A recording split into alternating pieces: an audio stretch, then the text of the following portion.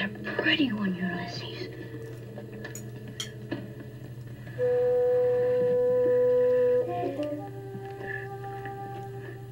There it is. Hello BookTube, I'm Sean the Book Maniac. Welcome back to my channel. I've had a great reading week. Let me tell you all about it. Finished 4 books. 2 of them were just single volume short stories, but they're books. With the amount of tomes and Mammoth Tomes I'm reading this year, I'm counting every damn little single volume short story. Patina Gap is an elegy for Easterly. This is part of the Faber series. The buddy read discussion video that Doris and I made is on my channel and hers, and I enjoyed it. It was a 4-star read.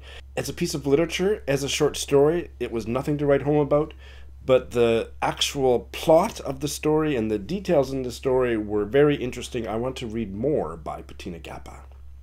It's about this township that was created by the government under Mugabe to get all the poor people out of the city in time for Queen Elizabeth's visit.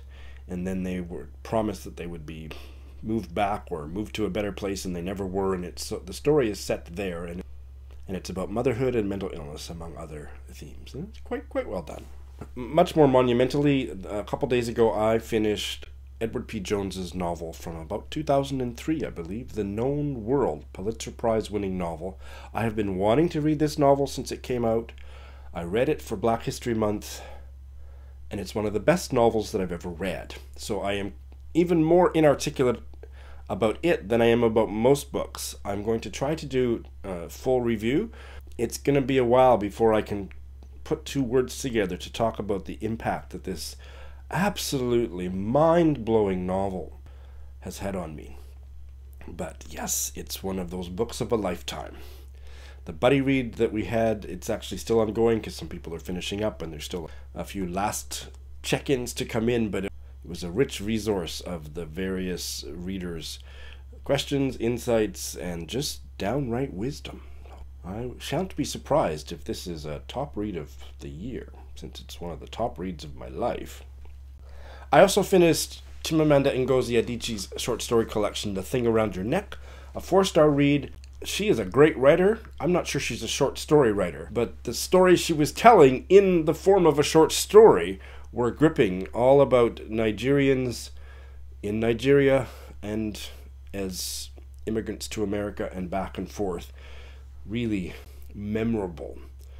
But as short stories, not so much, but great. I enjoyed it. And my first 1-star read, I'm pretty sure, of the year was the next in the Faber stories, The Inner Room by Robert Aickman.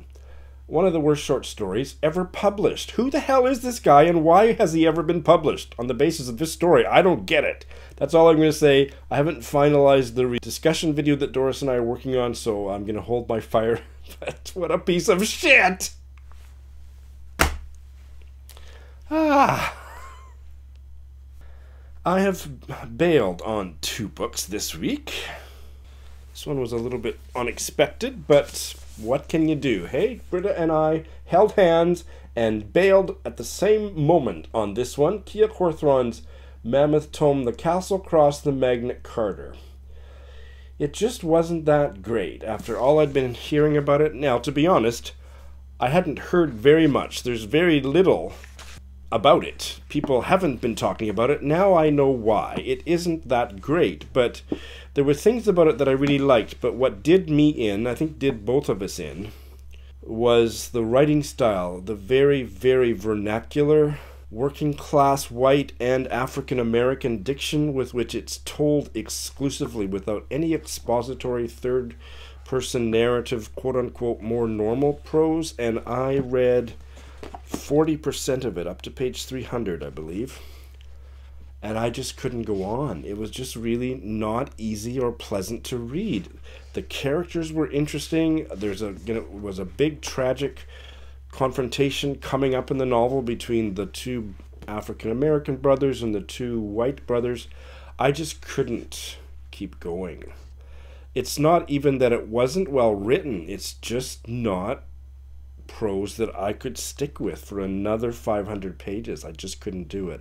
I also felt the way that she wove history into it and put historical figures into it, which I have a strong allergy to, even though the historical figure she brings in, he was an African-American communist. I can't remember his name. I didn't know about him before, so I didn't have that big of a problem, but it just felt like she had the Wikipedia page open and she was making sure to insert the most important biographical details on these historical figures and historical incidents in a way that felt kind of paint by numbers at times. I am still thinking about some of these characters several days after bailing, but I definitely made the right choice. And who knows, maybe in the future I'll give it another try, but there was no way that Britta and I were going to stick it out and get through the rest of it at this time. So, bail! My first mutual bail with Britta. It was a bonding moment.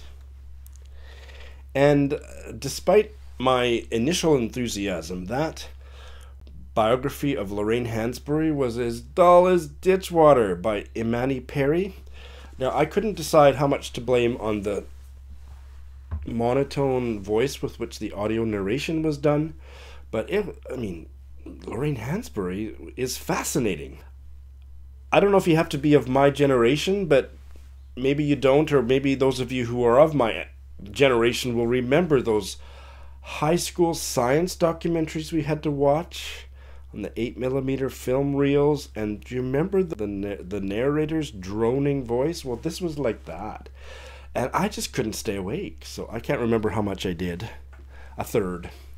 And I just couldn't stand it. So I speaking of Wikipedia pages, I should just sit down and read her Wikipedia page, because Lorraine Hansberry is fascinating. But this book worked really hard to make that not the case. So bye-bye. So those were my bails. And here I am, March 1st, and it's a whole new world reading-wise. I have started 6 books since last week, and most of them today. The first one is an audiobook, and I saw a very brief reference in a tweet. I think it was a subtweet of Steve Donahue's, and I looked it up and found out I had it on audio on Scribd, so I started listening to it the other day. Such Good Work by Johannes Lichtman. And Johannes Lichtman sounds Swedish, and in fact he was born there, but he was raised in California, so he's an American novelist, and this is his debut. Again, I don't know how much to credit the audio narration, because it's wonderful, but I am really enjoying it. I'm about a chapter and a bit in, and it's about a creative writing teacher at university struggling to stay clean from drugs. And it's really funny in a way that sometimes I have a reaction to, but I'm just finding it really appealing. The humor, the kind of smug, smart-ass humor of the novel is really working for me. And again, I think it's because of the audio narrators adding just the right nuance to the humor.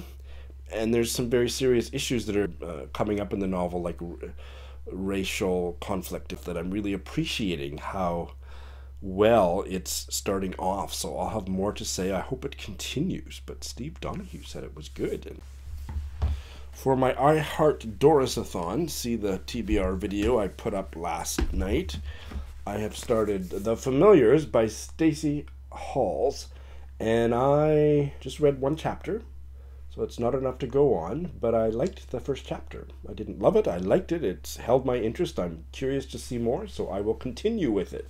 Despite all my negativity that the prettier the cover, the shittier the book.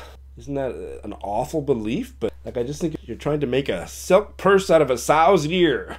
A la, I won't name them again, because the books that I keep using as comparison are booktube darlings. But anyway, I hope to be proven wrong, because gorgeous cover. Gotta show the end papers.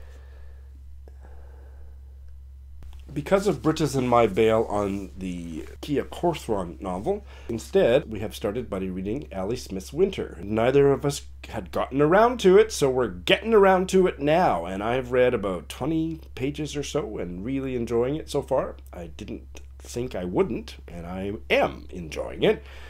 A little late to the party, but it's still winter somewhere, isn't it? And Beyond the Pages is coming to Tokyo with her husband in a few days. They'll be here, I think, Thursday or Friday? Thursday, I think. And I'm spending the day with them on Saturday. And one of the things that Ange and I are going to do is do a joint review of this novel, which we both started reading today, Helen Humphrey's latest novel from late 2018, Machine Without Horses. And we have vowed we're not going to discuss it at all on Voxer, and we're, other than maybe giving a thumbs up or thumbs down indication to each other just before we press record on the video, we're not going to discuss it face to face until we turn the camera on. So all I'm going to say is I've read the first 15 or 20 pages, and that's all I'll say for now. You won't hear me talk about it publicly. I'm not going to record it as having been read or giving it a star rating until after Ange and I film our video.